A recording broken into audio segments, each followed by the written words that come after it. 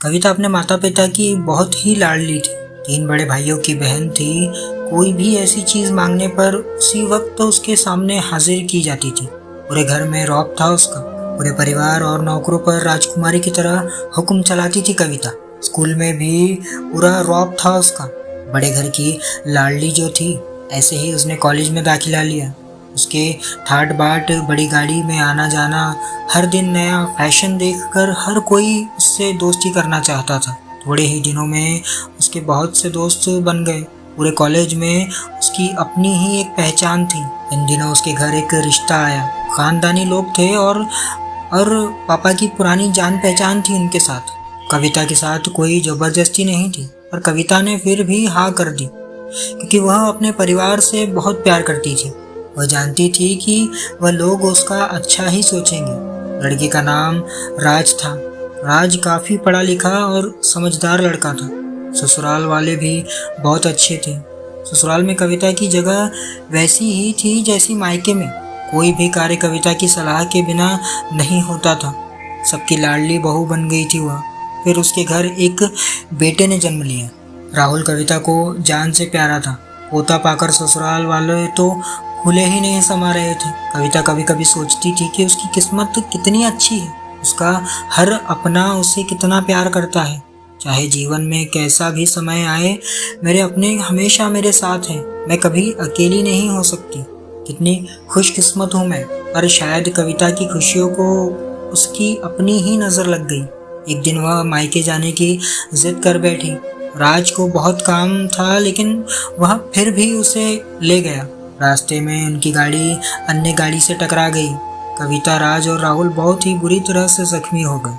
काफी दिनों के इलाज के बाद राज और राहुल तो ठीक हो गए, लेकिन कविता पूरी तरह से ठीक नहीं हो पाई। सर पर चोट लगने के कारण वह अपनी आंखों की रोशनी भी खो बैठी थी। अब कविता की किस्मत जैसे उल्टे पांव चलने लगी। मायके वाले कुछ दिनों तक उसे मिलने आते रहे, फिर कभी कभार फोन पर ही हालचाल पूछ लिया करते थे।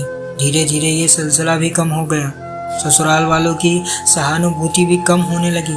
घर में किसी को पास बैठने के लिए कहती तो जवाब मिलता, बहुत काम है, अब तुम ही हाथ नहीं बटा सकती। राज भी चिड़चिड़ा हो गया था। अब राहुल ही था जो उसके साथ हंसते खेलते रहता था, उसका वक्त गुजारता था। एक दिन कविता के हाथ से कुछ सामान गिर गया, जिसकी वजह से राहुल को हल्की सी चोट लग गई।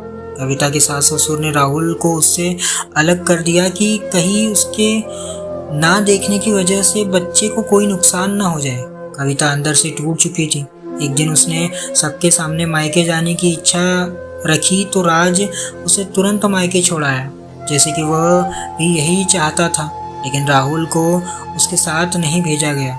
कविता कभी राहुल से दूर नहीं रही थी, पर अपनी कमी के कारण उसे ज़्यादा बहस नहीं की। कविता को लगा कि वह 3-4 दिन वहाँ रहेगी तो थोड़ा हवा पानी बदल जाएगा, क्योंकि वह कितने दिनों से कहीं नहीं बाहर गई थी। घर वाले भी इतने दिनों बाद उसे देखकर कितने खुश होंगे। कविता के घर पहुंचने पर सब लोग बहुत खुश हुए। खाने में सब कुछ कविता की पसंद का ही बनाया गया। उसने अपने मम्मी पापा और भाई भाभीयों से दिल खोल कर बातें की।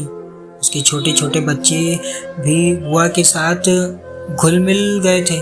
रात को सोने के वक्त जब वह कपड़े बदलने लगी तो उसे पता चला कि उसका बैग तो बहुत भरा हुआ था।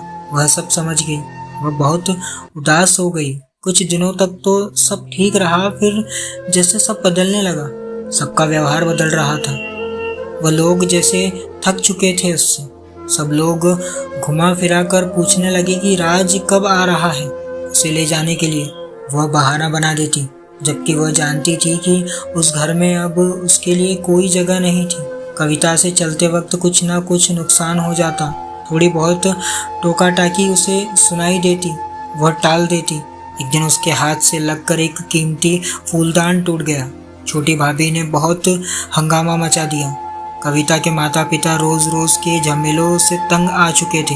उन्होंने राज को खुद से फोन कर दिया। राज कविता को अपने घर ले गया। कविता को अपने परिवार वालों से ये उम्मीद नहीं थी। जिस कविता के कहे बिना घर में एक पत्ता भी नहीं हिलता था, उस घर के लिए वह अब बोझ बन चुकी थी। राज के साथ ससुराल आते वक्त वह बहुत खुश थी, क्योंकि वह अपने घर जा रही थी, अपने जिगर के टुकड़े राहुल के पास। परंतु यह खुशी भी कुछ पल की ही तो थी। सारा बंदोबस्त पहले ही हो चुका था। कविता को सीधे ऊपर वाले कमरे में पहुंचा दिया गया। राहुल से दूर रहने की सख्त चेतावनी दे दी गई। एक कामवाली लता को उसकी जिम्मेदारी सौंप दी गई, जो उसके खाने पहनने जैसी ज़रूरतों का ध्यान रखती थी।